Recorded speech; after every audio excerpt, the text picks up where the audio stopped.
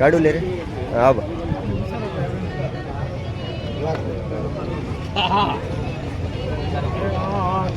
राजू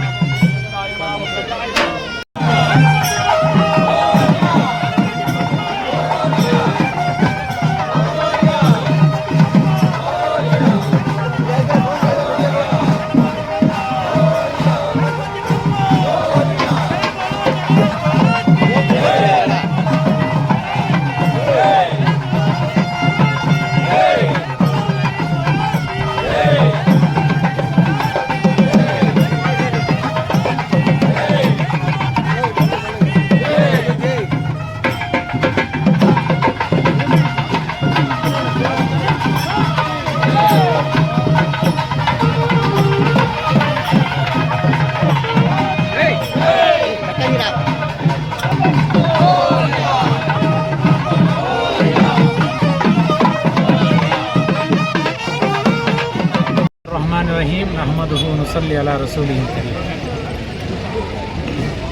మౌలానా గారు ఇంతకుముందు వివరంగా చెప్పారు.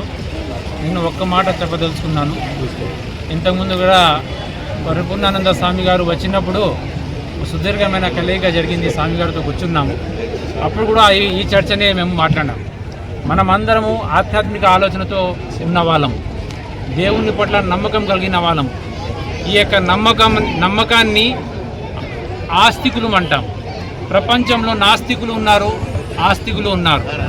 ఈ రెండు ఆలోచన కలిగిన వాళ్ళు ఉన్నారు. కానీ మన దేశంలో మెజారిటీ ఆస్తికులు ఉన్నారు. అంటే ఒక పెద్ద శక్తిని నమ్ముతున్నాం మేము. మనిషి మేమే పెద్ద, నా దగ్గర ఉన్న పవరే పెద్దదని అనుకోవడం లేదు. ఏ ఒక్క రాజకీయ నాయకుడు కానీ, పిఎం కానీ, ప్రైమ్ మినిస్టర్ కానీ, ఎంత పెద్ద హోదాలు ఉన్నా కానీ నేను పెద్ద అని ఆ ఆలోచన పైన ఆధ్యాత్మిక ఆలోచన ఉంటుంది. నేను చిన్నవాడినే, నేను సాటి మానవుడినే అని. ఈ యొక్క మానవత్వాన్ని కలిగిన వాళ్ళు మన అందరము ఒకరొకరు అండర్స్టాండ్ చేసుకుంటూ ప్రేమైక వాతావరణంలో ఒకరొకరు బిలీవ్స్ని రెస్పెక్ట్ చేస్తూ ప్రేమపూర్వకంగా ఉండాలి. ఈ ప్రేమనే మానవత్వాన్ని బ్రతికిస్తుంది. ద్వేషం అనేది మానవత్వాన్ని నాశనం చేస్తుంది. ఈ ప్రేమ వర్ధిల్లాలంటే అందరూ కలుస్తూ ఉండాలని ఎమ్మెల్యే గారి ఆహ్వానం మేరకు వచ్చాము. సార్కి మేము కృతజ్ఞతలు తెలుపుతూ మనమందరం వివిధ సందర్భాల్లో ఇదే విధంగా కలుస్తూ ఉండాలని దువా చేస్తూ కూడా మీ అందరినీ శుభాకాంక్షలు చేస్తున్నాను. అందరికీ ఇస్లామీ అభివాదం. అస్సలాము అలైకుం వరహమతుల్లాహి వబరకాతుహు. దీని అర్థం సృష్టికర్త విశ్వప్రభైన అల్లాహ్ తరపు నుండి మీ అందరిపై శాంతి, శుభాలు, కరుణానుగ్రహాలు వర్షించుగాక. మన దేశం ప్రపంచ దేశాలలోనే విశిష్టమైన దేశం. సారే జహాన్ సే అచ్చా హిందుస్తా హమారా. ఎందుకంటే మన దేశం విభిన్న మతాలకు, విభిన్న సంస్కృతులకు, విభిన్న భాషలకు నిలయం. ఈ సత్యాన్ని ఎవరు కాదనలేరు. అలాగే భాషలు వేరైనా, మతాలు వేరైనా, సంస్కృతులు వేరైనా మనమందరము కలిసిమెలిసి జీవిస్తున్నాం. మన మధ్యన ప్రేమైక సంబంధాలు ఉన్నాయి, ఆత్మీయ సంబంధాలు ఉన్నాయి, సోదర సత్సంబంధాలు ఉన్నాయి. ఈ సోదర సత్సంబంధాలు ఎందుకున్నాయంటే మనమందరం ఆస్తికులం, దైవాన్ని నమ్ముతున్నాం. దేవుని పట్ల మనకు దృఢమైన నమ్మకం ఉంది. ఆ దేవుడు మనల్ని చూస్తున్నాడు, మనల్ని గమనిస్తున్నాడు, మన మాటల్ని వింటున్నాడు. ఒక్కొక్క కదలికను ఆయన గమనిస్తున్న నమ్మకంతో మనం జీవిస్తున్నాము. ఆ దేవుడే మనందరికీ కలిసిమెలిసి జీవించాలని, పెద్దలను గౌరవించాలని, పిల్లల్ని ప్రేమించాలని, స్త్రీమూర్తిని ఆదరించాలని ఆదేశించాడు. ఏ మతమైనా, ఏ మత గ్రంథమైనా చెప్పే సత్యం ఇదే. వసుధైవ కుటుంబం అంటారు. మానవులందరూ ఇప్పుడు నివసించుతున్న మానవులందరూ ఒకే దేవుని దాసులు, ఒకే తల్లిదండ్రుల బిడ్డలు. ఆ విషయమే దివ్య కులాలు స్పష్టంగా చెప్పడం జరిగింది.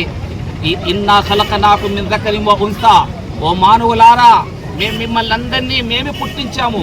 మీ మధ్యన తెగలు వేరు కావచ్చు, జాతులు వేరు కావచ్చు, భాషలు వేరు కావచ్చు, కానీ మీరందరూ ఒకే దేవుని దాసులు, ఒకే తల్లిదండ్రుల బిడ్డలు. అయితే ఎవరైతే మీలో భయభక్తి కలిగి పరిశుద్ధమైన జీవితం గడుపుతారో ఇన్న అక్రమకుం ఇందల్లాహి అత్కాకుం, వారే గౌరవనీయులు, ప్రశంసనీయులు, వారే ఆదరణీయులు. కనుక మనమందరము మన విశ్వాసాలను ఆచరిస్తూ పరమతస్థుల విశ్వాసాలను కూడా గౌరవించాలి, వారి నమ్మకాలను కూడా గౌరవించాలి, పరస్పర అవగాహన చేసుకోవడానికి ప్రయత్నించాలి. జాతీయ సమైక్యత చాలా అవసరం. కలిసి ఉంటే కలదు సుఖం అన్నారు మన పెద్దలందరూ. కలిసి ఉంటే కలదు సుఖం. కనుక ఎవరైతే మన మధ్యన తమ స్వార్థం కోసం, స్వీయ ప్రయోజనాల కోసం మన మధ్యన ఎవరైతే చిచ్చు పెడుతున్నారో, మన మధ్యన ఉన్న స్నేహ సంబంధాలను, సోదర సంబంధాలను ఎవరైతే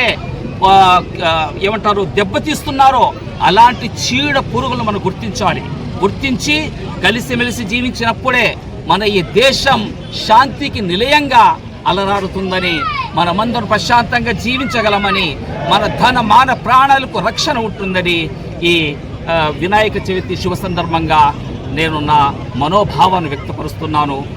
ఈ అవకాశం ఇచ్చిన మన ఎమ్మెల్యే గారికి, పెద్దలందరికీ హృదయపూర్వకంగా జమాత్ ఇస్లామీ హింద్ తరపు నుండి, సిరాతి ముస్తఖీం వెల్ఫేర్ సొసైటీ తరపు నుండి, మస్జిద్ ఇబ్రాహీం తరపు నుండి మీ అందరికీ శుభాకాంక్షలు తెలుపుతూ మనమందరం ఇలాగే కలిసిమెలిసి జీవించాలని, జీవిత మాధుర్యాన్ని ఆస్వాదించాలని ఈ శుభ సందర్భంగా నేను సందేశం ఇస్తున్నాను.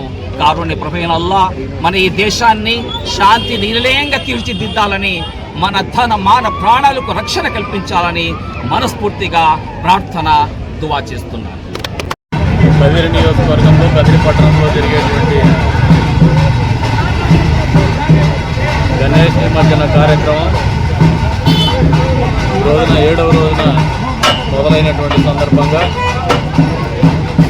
ఆనవాయితీగా రాత్రి లక్ష్మీనరసింహస్వామి దేవస్థానం ఆవరణలో ఉండేటువంటి వినాయకుడిని మొదటి వరుసలో మొదటి పూజ చేసి తీసుకుపోయేటువంటి కార్యక్రమంలో అందరూ కూడా బీజేపీ వాళ్ళు కావచ్చు, పెద్దలు పార్సారాన్ని కావచ్చు, సుబ్రాజ్ గారు కావచ్చు, అదేవిధంగా ప్రత్యేకించి మొదటిసారిగా ముస్లిం మతస్థులు కూడా ఇక్కడికి వచ్చి అభినందనలు తెలపడం జరిగింది, శుభాకాంక్షలు కూడా తెలపడం జరిగింది. మంచి జరగాలని వాళ్ళు మాట్లాడటం కూడా జరిగింది. ఒక శుభ సూచన. వచ్చే రోజుల్లో ఇంకా కొన్ని విఘ్నాలు ఉన్నాయి మామూలుగా నిమజ్జనానికి. వచ్చే సంవత్సరం ఆ విఘ్నాలు కూడా తొలగిపోతాయని చెప్పేసి నేను బలంగా నమ్ముతా ఉన్నాను. ఎందుకంటే గత వినాయక చవితి సందర్భంగా ఒక మాట ఇచ్చినాం, ఆ మాటకు కట్టుబడే ఈ రోజున ఊళ్ళో ఎక్కడ కూడా కరెంటుకు అంతరాయం లేకుండా చేసుకోగలుగుతాం.